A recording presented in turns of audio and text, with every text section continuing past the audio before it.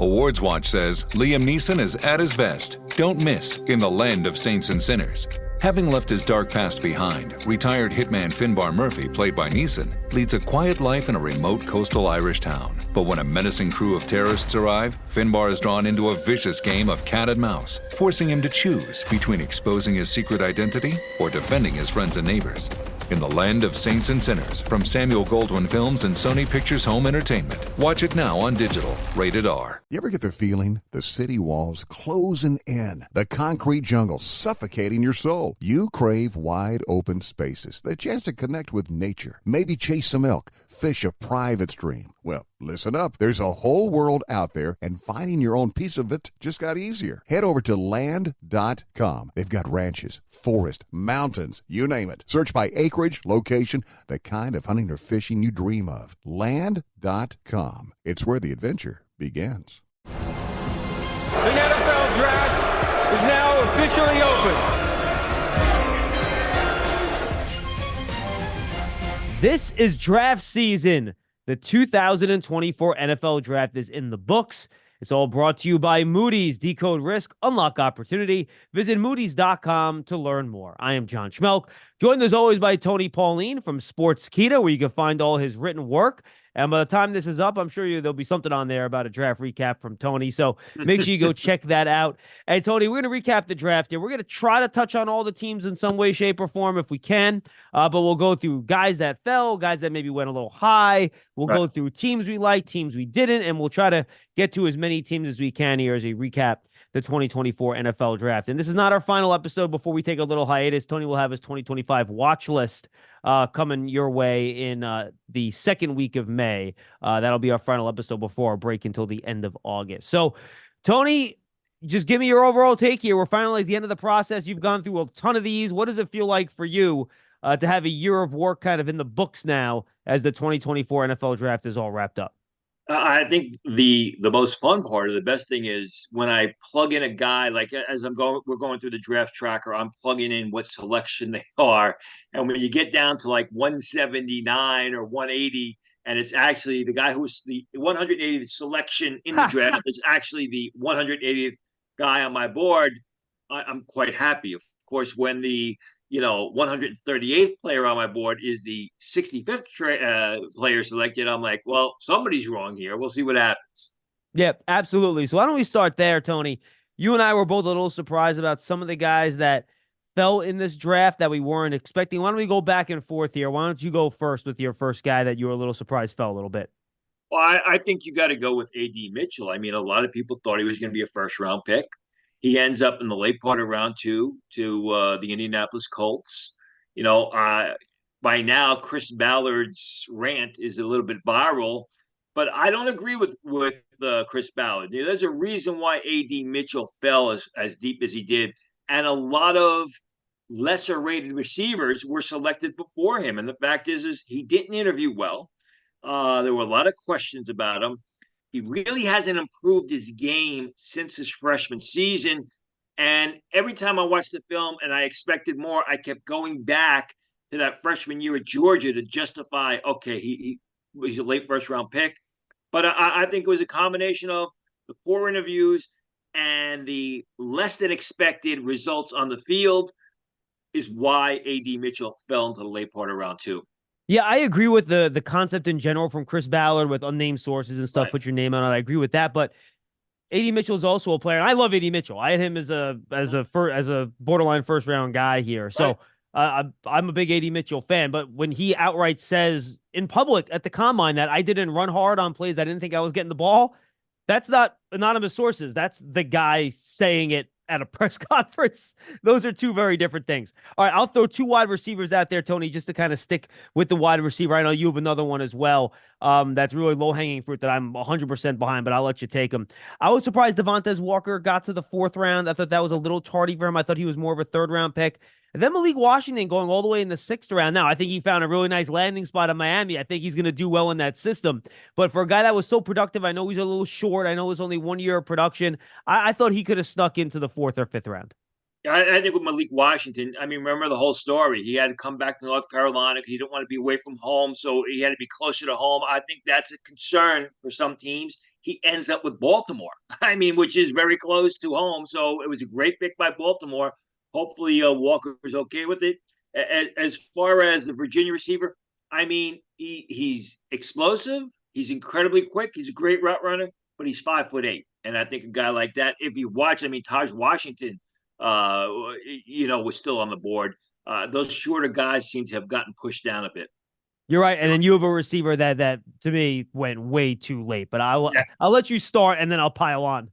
Yeah, I mean, Troy Franklin going in the 4th round. I made calls. I tried to figure out why he went so late. Somebody told me his pre-draft process, specifically his combine workout, really wasn't up to par. He was there at 173 pounds. He didn't catch the ball well, and they were concerned about that. And you have to be careful because when you watch the film on Troy Franklin, he plays like a top of the 2nd round prospect. He doesn't play like a 4th round prospect. He catches the ball well. He catches everything. He catches things in crowds. So if it is true, and the reason that precipitated Troy Franklin's fall was a bad combine, 173 pounds when he had the flu. He came back at the pro day. I think he was 178 at the combine. Came back at pro day, was 184, and he didn't catch the ball well in the gauntlet. That is a dangerous thing. You've got to are you basing your grade and your decision on what the guy did in shorts and a t-shirt at the combine workout catching the ball, or are you watching 2 years of outstanding film, or are you going to base it on 2 years of outstanding film on Troy Franklin? Regardless, he was great value in the 4th round. Yeah, and he wound up with his college quarterback in Bo Nix with Denver, so I think that'll work out well for him, and it'll work out well for the Broncos. And Tony, this is not me taking a shot at the Commanders, but I think the Commanders, and they'll be in my list of teams that I thought had a really good draft. I cannot fathom when I did my wide receiver rankings having Luke McCaffrey, and I like Luke McCaffrey. I think he's a chance to be a good player, but just picking him ahead of Troy Franklin, I can't wrap my head around that in any way, shape, or form. Especially since, I would say that Franklin's as good a route runner and he catches the balls well, and McCaffrey's not as fast. So I completely agree with you. Okay, I'll go here. Peyton Wilson, Tony, he landed to the end of the 3rd round. Now, there's no mystery as to why this happened. Obviously, it has to do with the injuries. He had all those surgeries. He doesn't have an ACL in one of his knees, according to a lot of the reports on NFL Network during the draft coverage. But look, even if he's a one-contract player, Tony, to get him at the tail end of the 3rd round in a pick in the 90s, even if he just gives the Steelers 5 really good years, that's a heck of a pick. Yeah, 3 or 4 years. I mean, there comes a point with a guy like that where the reward outweighs the risks, and the risks are completely medical. We've known about him for a while. I talked about it at the Shrine Bowl because they said there were going to be some major concerns there. His teammates even said there were major concerns. But at what point in time do you say, listen, the reward is greater than the risk? And the Pittsburgh Steelers have had experience with this type of player that didn't have an ACL. And, again, he looks fine on film at North Carolina State the past 2 years. But what you're looking at, and I've said this time and time again with the medicals, can they get to the 2nd contract? We'll see if Peyton Wilson defies those odds and gets to a 2nd contract. You have another defensive player here, Tony, one that I was also surprised dropped as far as he did. Yeah, Jaden Hicks, because in the lead up to the draft, everyone thought that Jaden Hicks was going to be the first safety taken, especially after his pro day workout when he ran in the 4.46, when he ran 4.46. Now, I somewhat understand it because he's a bit of a tweener, 211 pounds. And when you see Hicks, he's very good in a straight line, but he's not great sideline to sideline. He doesn't have the range that Bullock of USC has. So you're basically looking at him as a zone type downhill safety that you can't play in traditional center field. Maybe you put a few pounds on him and you move him up the field to linebacker. I still think he went much later than he should have, but I understand why he fell a bit. All right, and then I'll wrap up this part of the show with 2 guys. Kingsley Suamataia, Tony, dropping to the end of the 2nd round. I think from a talent perspective, I didn't have a ton separating him from guys like Jordan Morgan and Tyler Guyton. So I was surprised he got down there as far as he could. We thought the Chiefs might take him with their pick at the end of the 1st round. They got him with their pick at the end of the 2nd round. So I thought the Chiefs, had a really good draft, by the way, and they got good value there. And then I'll throw Cooper Beebe in there, who I had a 2nd round grade on him. Sounds like the Cowboys are going to play him at center. he's going to be a walk-in starter for them on the offensive line, and probably they'll have him plugged in there for 10 years. Couple things. Sua Matea, I had known the story in the lead up to the draft, and I was struggling where to put him. His own people told me that he could end up as a late second round pick. There were a lot of maturity questions about Sua Matea. Evidently, the story that I was told by people close to him was he pulled himself out of the last regular season game at BYU. He didn't want to play in that game. And BYU, I believe they needed to win that game to have a chance to get in the Big 12 championship contest. He pulled himself out. He said he had an injury. BYU was really cheesed off at him, and the BYU coaches basically threw him under the bus. So this is a possibility. They were preparing him for this possibility because the BYU coaches really just did not gave poor reviews to NFL coaches and NFL scouts. And when that happens, that's a bad thing. That's why he fell the way he did. And just to be clear, so people don't come at you, Tony, this isn't you reporting that he took himself out of the game and he wasn't hurt. You're just telling the story that was told to you by his people. So it's not like, some by his people who I know very well. And I went asking where in late in round one he was going to go. I thought at the time the Dallas Cowboys could take him, and they were like, he may not go in the first round. He could go anywhere. He could go as deep as the 55th pick. And then the story was laid on me. So it's not someone that had an ulterior motive here with his own people. But you know what? He ended up in a great spot. He ended up because he's going to be a starter there. And, if he just grows up and gets a little mature, he's going to be an outstanding tackle at the next level. Cooper Beebe, I think it was the combination. I love Cooper Beebe. Well, 31-inch arms, and he does 20 reps on the bench press. That's, bench press really doesn't mean that much, but when you are a shorter arm guy and you play that brand of nasty football, it's just not a good combination. All right, Tony, we try to keep it positive here, so I don't want to make this second list too long here, but guys that we were surprised how high they went. I'll lead off here. Just given all the off-the-field stuff that happened with him and the weight issues, I was surprised Devondre Sweat remained in the top 40. Like, if you look at his tape, I get it. He's that good of a player. I was just surprised that he was a high second-round pick to the Titans at 38. The weight issues, the off-the-field issues, the partying, I was absolutely shocked that he went that early. I mean, because there was talk that he may not even be a second-day pick. He may fall into the fourth round. I was surprised that Caden Wallace was a early third-round choice. The Caden Wallace, the Penn State tackle, who was a 68 selection. I liked Caden Wallace a lot off the 2022 film, but I thought he struggled a lot last year, and I thought he really hurt himself last year. He's got the size, he's got the upside, he's a terrific power gap blocker, but I thought off of last year's film, especially compared to his junior tape, I thought, his draft stock had fallen. Obviously, I was wrong.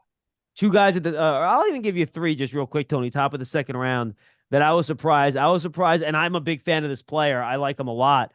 I was surprised that Rook Ororo went ahead of Jer'Zhan Newton by a pick. The Falcons trading up to get him. Again, really good athlete. I think he has a lot of great future ahead of him, but ahead of Newton was a surprise. I thought Jalen Polk was a tad early for me. Yes. Over other wide receivers like A.D. Mitchell, a guy you mentioned in the previous segment. And then I would thought that Kamari Lassiter, given that 4.6 at the pro day, I thought 42 was a little bit rich for him. Again, all good players. I thought they were all going to be day 2 picks. I just thought top 42 picks, maybe a little rich. Do you think I'll disagree in the sense that with Lassiter anyway, because Lassiter ran 4.6 to 4.55, but he plays fast and he's constantly around the ball, where Polk, while he's a good receiver, is more of a contested catch guy that I think should have been taken in day 3. I think I'm going to break your heart when I mention one of your guys. I thought Renardo Green of Florida State was taken a bit early. I was so happy, Tony, that my second round grade on him got justified by the league. I couldn't tell you how happy I was. Here's the thing is he's got terrific size, he's got terrific speed, but even when they were showing the highlights after he was selected, he's constantly face guarding. They show these great plays that he's making, but he's playing the receiver's hands, which leads me to believe that you better put him in zone, or there's going to be a lot of receptions made against him. I thought, I know it was a need for them. I thought they had a great draft otherwise. I thought Marist Liafau at Notre Dame was a little bit early for the Dallas Cowboys. They'd done a round 3 as well. I was getting third round grades on him. In fact, I had him as a Wow. fourth rounder in the lead up to the draft. So I mean, the thing with him is he's intense, he's instinctive, and then he had a terrific workout, had a terrific combine, had a terrific pro day, and people really started to fall in love with him. In fact, I informed his team that I was getting third round grades on him. I will say this: not that he was taken too early, but I am happy to see that where Jermaine Burton went, the receiver from Alabama, because I had him as a third round. I was hearing about these character issues about him, but he's a terrific receiver. He's a vertical wideout with room to grow, and he catches the ball very well. So I think that's a guy that a lot of people thought may have gone a little bit earlier than expected, but I was happy to see it. Yeah, Tony, I thought without the off the field stuff, I thought he was a second round talent, to be totally honest with you. And with, we'll see what happens with T. Higgins, maybe one more year there. He could easily just step in and be the second wide receiver there. He could be their starting slot in week 1 for all we know, given his skill set. So I agree. I got to give you two more guys that I thought please. went much earlier than they should have. Number one, Mason Smith of LSU, mid-second round choice. I mean, Mason Smith's best football was 2 years ago, and when you watch, and he was injured last year. But when you watch him play this year, it was sort of that AD Mitchell. Yeah, if he's not involved in the action, he's not playing very hard. Once blocked, stays blocked with Mason Smith, which was a concern for me. And actually, Tony, I guess his best play then was 3 years ago, right? Because he missed all of 2022, played in 23, so his best ball was in 2021. 3 seasons ago, right? 2 years ago is what I said, right? So 2 years as far as 2023 is what I'm talking about. Gotcha. Once blocked, stays blocked. The other guys, I thought, listen, I was rooting for this guy, but I thought Max Melton in the middle of round 2 was way too high. Because again, Max Melton was a guy who, when you watched him as a freshman at Rutgers, I thought, wow, this guy's going to be a first round pick. And then his game kind of leveled off, even regressed a little bit. I didn't see any improvement in his game. And rather than seeing a consistent shutdown cornerback at Rutgers, I saw a guy who showed flashes, a guy who did a lot of face guarding, incredible athlete, great upside. But I thought the middle of round 2 was very early for Max Melton. And by the way, we've talked about why this happened, but I thought Jackson Powers Johnson was great value for the Raiders at 44. I thought he was a first-round player. We talked on previous episodes why he dropped Tony, whether it was personality stuff, injury stuff, whatever the post-draft process that, people got worried about with him. But I thought at 44, I think he's a really good player, and he's going to be a big help to the Raiders. Don't forget, draft season brought to you by Moody's. Decode risk, unlock opportunity. Visit Moody's.com to learn more. All right, Tony, I'll let you lead off. What was one of your favorite draft classes that you liked this year? I got to go with the Chicago Bears, who literally, before the draft even started, they were winners based on the fact that, they had the first pick of the draft based on that incredible trade last year. Then they get Caleb Williams. I mean, there's probably some risk there. It's not a guarantee. Not because of Caleb Williams, but because of the fact that, it's the quarterback position, and you never know with the quarterback position. They come away with Rome Odunze, 8 picks later. So not only do they get, they're hopefully the quarterback of the future, they get the player that, the quarterback is going to be throwing the ball to. I think getting the Yale offensive tackle in the third round was good value. If Kieran Gaji had played the season, had performed at the Senior Bowl, as most people thought, you're looking at an Ali or possibly an Ali Marpet type of small school lineman who could have gone in the second round. Austin Booker in the 5th round was terrific value, an outstanding situational pass rusher. And I thought that Torrey Taylor, where they took him in the 4th round, the punter out of Iowa, was great value. I think that Torrey Taylor, the punter from Iowa that the Bears took in round 4, is going to be an opening day starter for the team. All right, I am going to cheat here, and I'm totally okay with that. I think the entire NFC East, Tony, did very well in this year's draft. The Cowboys needed 2 starters on the offensive line. They got one in Tyler Guyton. We'll see how he adjusts to the left side. That is going to be a factor here. And maybe it's going to take a year, but I think long-term he's got the skills to do it. Cooper Beebe, we already mentioned. He's going to be a plug-and-play starter for them on the inside. He has to transition to center. He practiced there, never played there. We'll see if it works. I thought Marshawn Nealon was a good value for them in round 2. We already talked about Liafau as well. I thought, need and value met pretty well for them. I thought the New York Giants did well with Malik Neighbors. They got a starting safety in Tyler Nubin in the second round, a guy they think they can start at corner, and Andrew Phillips, a high-end tight end, a high upside tight end in Theo Johnson, who in that Penn State offense didn't have a chance to show that athletic ability, but he will in the NFL. Then you have the Commanders, who had high volume. I mentioned I wasn't a huge fan of the McCaffrey pick, but Jaden Daniels, Jerzon Newton, and I know they already have 2 tackles that are good. I get that, but he was the best player left on the board at that point. Then they got Mike Sansers still, who I really like. I know some people thought Ben Sinnott was a little bit rich in round 2. I had a second-round grade on him, so I had no problem with that. He's going to be a plug-and-play starter at tight end. Brandon Coleman is kind of a high-upside offensive lineman, guard tackle flexibility, and then Luke McCaffrey. So the Commanders had a lot of picks, Tony, and I think they took pretty good advantage of those selections. And then finally, the Eagles. Look, they get Quinion Mitchell late in the first round. They get Cooper DeJean early in the second round to rebuild that secondary. That's great. Jalix Hunt is a, flyers, maybe the wrong word, but a developmental young defensive end that, can kind of play in that Hassan Reddick role for them. And you know me, I love Will Shipley. And they got Will Shipley late. And the addendum here is, Tony, they added 3 picks in next year's draft. And in next year's draft, for the first time in a long time, the Eagles are slated to have no compensatory picks. But they picked up 3 picks, including a day 2 pick in various trades they made up and down the draft over the last 3 days. So I thought the Eagles did a pretty nice job as well. I thought the whole NFC East got much, much better today. I do like what the Baltimore Ravens did. I usually like what the Baltimore Ravens do every year, so that's not a surprise. I was a little bit hot and cold on Nate Wiggins, but the fact that they got him at 30, I think was a solid choice. I love the selection of Roger Rosengard, the offensive tackle from Washington, late in the second round. I was told that they're pretty happy what they have at right tackle, but I think at the very least, Rosengard will compete for that starting job, or they can kick him inside the guard. I thought Adisa Isaac, late in round 3, another terrific pick, perfect fit for their system. They needed an edge rusher. He's a guy who I think will be moved in and out as a rookie and could have developed into an every down defender. Devontae Walker in round 4, I thought was great value. We talked about that. TJ Tampa, the cornerback from Iowa State. I think TJ Tampa in round 4 is actually better value than Nate Wiggins in round 1. Long, athletic, does a great job making plays with his back to the ball. I think Rasheen Ali in the 5th round, the running back from Marshall, is a phenomenal complementary ball carrier to add to the Derrick Henry signing. So, again, for a team that is just looking for a few pieces and a few breaks to get to the next level, I thought they came away and they did a great job.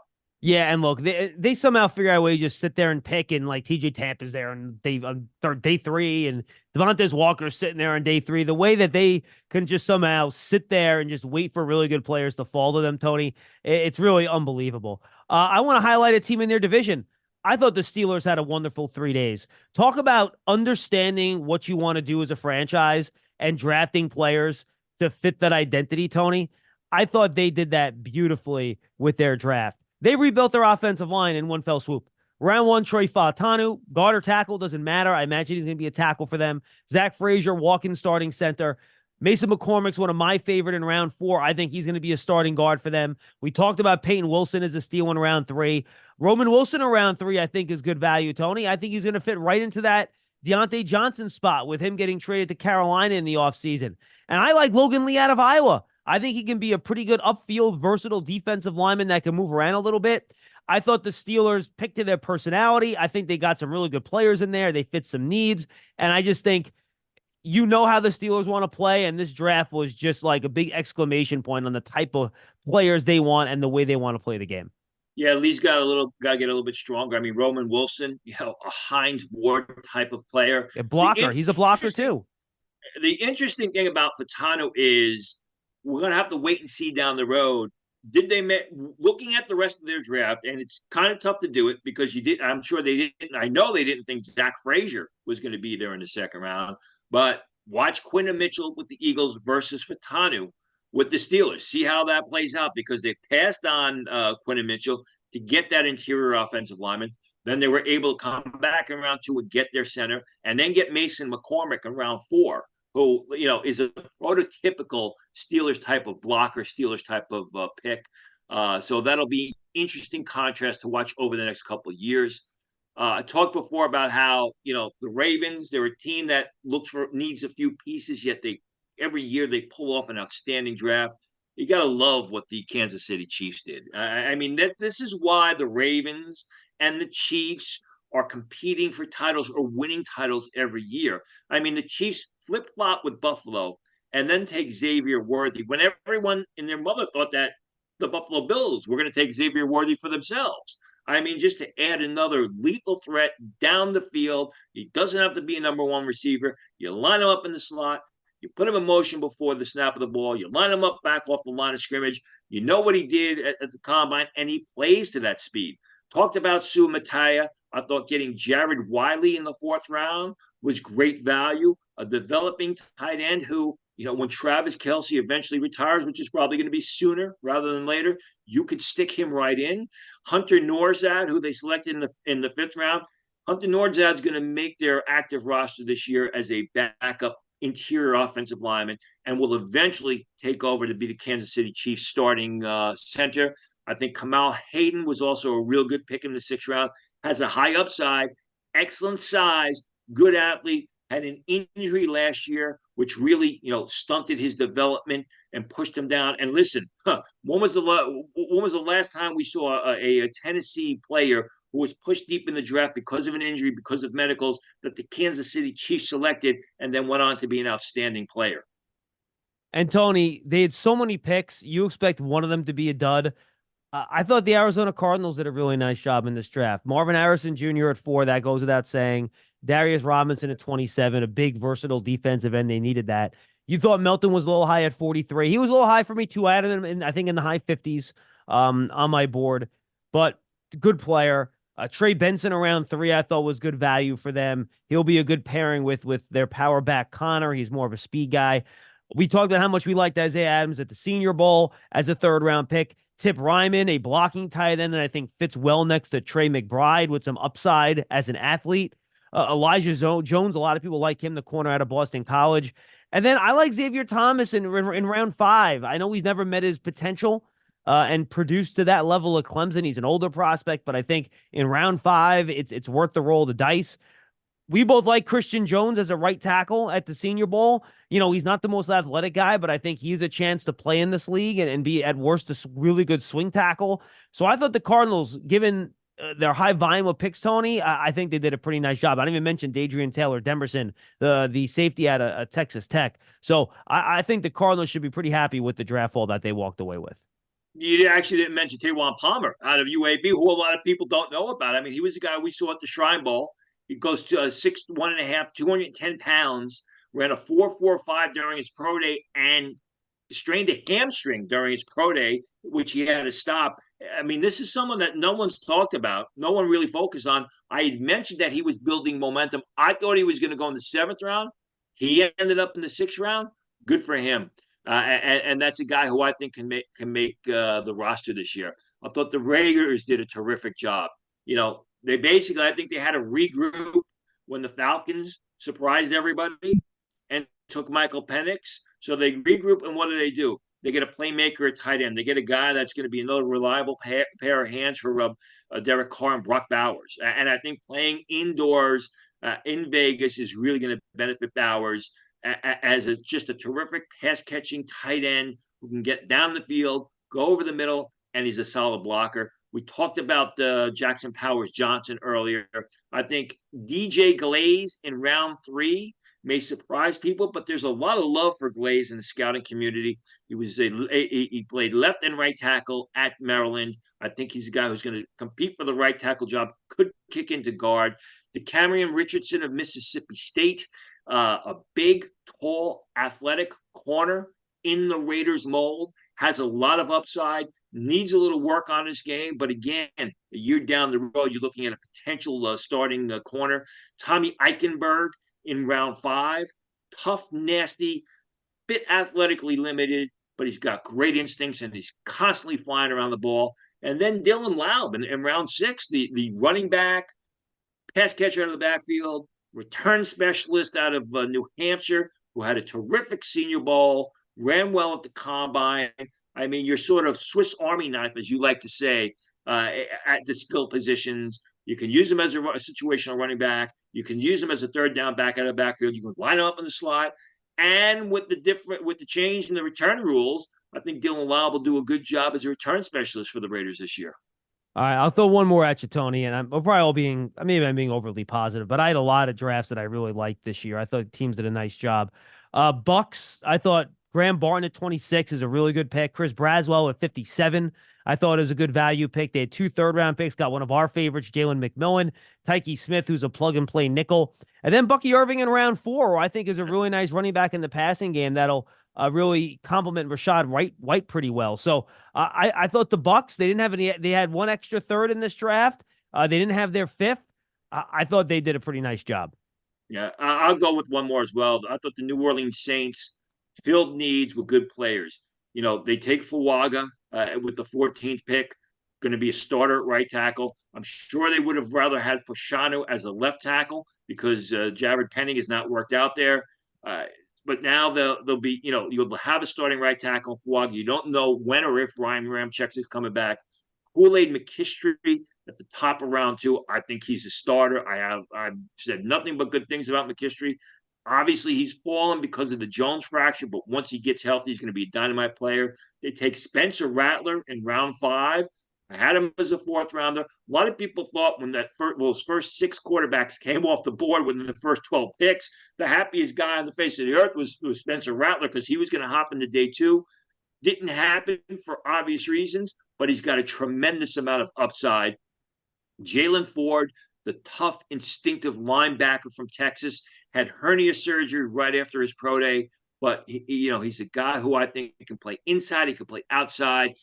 He'll start off as a rotational player, could eventually develop into a starter. And then they come away with Christian Boyd from Northern Iowa, the big defensive tackle that we saw dominate Shrine Bowl practices in the 6th round. He's got some technical things that he's got to work on. Boyd tends to play a little bit too high at times, must do a better job consistently playing with leverage, but he's 6'2", he's 320 pounds, he's quick, he's explosive, he's strong, and he's got an upside.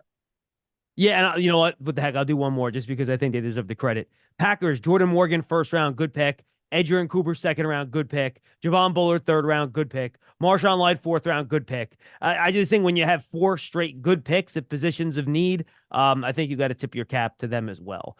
All right, Tony, we kind of already focused a lot on the Falcons and the Penix decision in our last episode. If you guys want to hear about that, you can go back and talk about that. They also traded up for, Arroyo, who we thought was a little bit early. So I think both of us weren't thrilled with what the Falcons did. Anyone else jump out to you in terms of drafts that maybe could use a little improvement? I'll go number 1 with the Carolina Panthers. I mean, based on the fact that they gave away the 1st round pick this year, they got Bryce Young, who did not play as well as CJ Stroud. I think that's one in the loss column. And then they move up 1 spot to get Xavier Legette. I don't understand that move. He would have been there. I don't think Buffalo's taken Xavier Legette with that last pick in round 1, which they acquired. They could have sat there rather than give away a pick because this team needs a lot of players. Jonathan Brooks at pick 14 in the 14th pick of round 2. I like Jonathan Brooks, but the guy's coming off a knee injury. I think that was just very early for him. I think for a team that needs a lot of help, and basically went in this with the bad optics of trading away the 1st pick of the overall of the entire event, I don't think they did a good job at all. All right, I'm going to throw out the Patriots, Tony, Yeah. Because I thought that Drake May was a good pick. We all like Drake May. I'm a huge fan of his, and you know what? If he's going to work out, nobody, frankly, is really going to care about the other moves the Patriots made in this draft. So I understand that. But I mentioned I thought Jalen Polk's a little bit early. You mentioned you thought Caden Wallace was a little bit early. I thought Layden Robinson in round four was a little bit early. I thought the best pick was Javon Baker. Frankly, Tony, I'll be honest with you. I had Javon Baker ranked ahead of Jalen Polk on my board in round four. So I thought that was actually a really, really good pick. And then they got Marcellus Dial and Joe Milton a little bit later on. But for a team that had so many holes to fill and I think really needed some needle movers in this draft, I don't see many on the list of players that they drafted. They seem to have this affection for slow receivers because Jalen Polk is a slow receiver. He's a good pass catcher, but he's a slow receiver. Javon Baker is a slower receiver. They don't seem to want to put any speed on the field, which is kind of ironic because Drake May is a solid vertical passer. I heard, Tony, they actually tried to draft N'Keal Harry again, but the league wouldn't let them. No? Any other teams that maybe you weren't such a big fan of? No, I thought the Jets did a good job with the 10th pick. I thought they did a good job with the third round pick, taking the receiver from Western Kentucky. And then all they did was just trade down today. It's like, they wanted to have complete control of the late fifth, early sixth round. Eventually, you got to select players. And then they took Jordan Travis, the quarterback out of Florida State, which was they took him in the fifth round, which to me was very surprising. I don't think even when he's a healthy player, he's worth a fifth rounder. Very good college player, RPO type of quarterback. But he reminded me of Taj Boyd in the sense that when he throws the ball, you just don't know where it's going to end up. A lot of those great catches that Keon Coleman and Johnny Wilson were making was because Travis could not put the ball, where it needed to be. Yeah, and then, the Texans didn't have a first-round pick, Tony, and I think they made a good trade to get that value out of the Vikings. They'll have an extra, second-round pick next year, which I think was a good trade for them. They got Lassiter. I thought Blake Fisher in round two for me was a little bit rich. At pick 27 in round two, I had more of a third, fourth round grade on him. And then both of us love Kalen Bullock as a ball hawk, right? As your free safety that's going to be rangy and read the quarterback and get picks. I went back and I watched his film again last week, and man, the tackling is just such a problem, Tony. I wonder about him as the 14th pick in the third round ahead of a guy like Jaden Hicks. I get it. Cade Stover in round four is fine. Then they pick Jamal Hill and Jawar Jordan. Jordan is a running back I know a lot of people like out of Louisville in round six. But I know they didn't have a ton of capital, but, the Texans draft didn't necessarily move me. The only thing I'll say about Bullock is he's got a defensive head coach there, which I think will whip him into shape as far as the tackling is concerned. Yeah, absolutely. All right, Tony, before we say goodbye, any other teams, players, concepts, final thoughts on the draft that you want to bring up? No, I mean, there were a few surprises. I think, obviously Atlanta set the tone, taking Michael Penix. But after that, except for a few players here and there, there wasn't anything crazy. It'll be interesting. We'll have to wait and see how these turns out. We talk about what we like, what we don't like. And it's just all on paper right now. The fun will start this summer, this season, and 2 or 3 seasons down the road. Yeah, I'll just throw a couple other teams out there. So if we have fans of those teams listening to us, they got a little bit of a mention here. You mentioned the Jaguars. Brian Thomas Jr., I think, is a good fit. After that, I like the Jordan Jefferson, Javon Foster late. Broncos, we mentioned Bo Nixon and Troy Franklin together. I think that'll be a fun combination. The Lions did a nice job, I thought, Tony, getting Terrion Arnold and Ennis Rakestraw. Then they went a little nuts late trading picks in future years to move up to draft some international guys. I thought was a little odd. But I love the Arnold and Rakestraw picks for them. Colts, Latu Latu and A.D. Mitchell with their first 2 picks. Tanner Bortolini a little bit later. And Macklin Calvis, frankly, Tony, I think as a developmental guy at tackle who missed this year with injury, I think was a pretty good pick too. And then, I talked about the Steelers kind of leaning into their play style. The Dolphins as well, right? What are the Dolphins built around? Speed. So they draft the fastest edge rusher they could find in Chop Robinson, and then the fastest running back they could find in Jalen Wright, and put him on the field. So I thought they kind of drafted to their style as well. So those are the teams that I just wanted to mention that we hadn't, that I thought did a pretty good job. One last team, we talked about Tavondre Sweat with the Titans, but taking J.C. Latham with the 7th pick, I mean, this is a boom or bust type of draft. J.C. Latham, I've talked about my concerns about him with the weight, with the size. Evan Neal was taken. What was Evan? Evan Neal was what, the 6th pick of the draft? So, so basically the same area. I think those are some risky picks. Jarvis Brownlee in the 5th round, solid player, but still I thought there were better cornerbacks.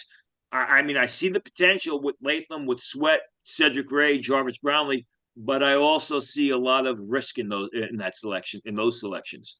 700 pounds worth of players, Tony, with those first 2 picks. And I don't mind it on the defensive line, but an offensive tackle, it's a red flag to me. Tony, this has been fun. We got through the whole year. It's always good. We'll have one more episode coming up in a week, talking about Tony's watch list for next year, so we can do some summer scouting. So we're ready to go when we come back in August. I know you're taking a little vacation. Enjoy that time off, folks. This will be our podcast for this week. Make sure you tune into it and check it out. Leave that 5-star positive rating on Apple Podcasts if you're an Apple Podcast. And check out, if you're a Giants fan, our other Giants podcasts as well, like the Giants Huddle Podcast, Big Blue Kickoff Live, and all those other episodes. We appreciate you being with us throughout this process. For Tony Pauline, I'm John Schmeelk. This has been Draft Season, which is brought to you by Moody's. Decode risk, unlock opportunity. Visit Moody's.com to learn more. We'll see you next week, everybody. Awards Watch says Liam Neeson is at his best. Don't miss in the land of saints and sinners. Having left his dark past behind, retired hitman Finbar Murphy, played by Neeson, leads a quiet life in a remote coastal Irish town. But when a menacing crew of terrorists arrive, Finbar is drawn into a vicious game of cat and mouse, forcing him to choose between exposing his secret identity or defending his friends and neighbors. In the land of saints and sinners, from Samuel Goldwyn Films and Sony Pictures Home Entertainment. Watch it now on digital. Rated R. What's up, y'all? Janice Torres here. And I'm Austin Hankwitz. We're the hosts of Mind the Business, Small Business Success Stories, a podcast presented by iHeartRadio's Ruby Studios and Intuit QuickBooks. Join us as we speak with small business owners about the tools they use to turn their ideas into success. From finding that initial spark of entrepreneurship to organizing payments and invoices, we've got you covered. So follow and listen to Mind the Business, Small Business Success Stories on the iHeartRadio app or wherever you get your podcasts.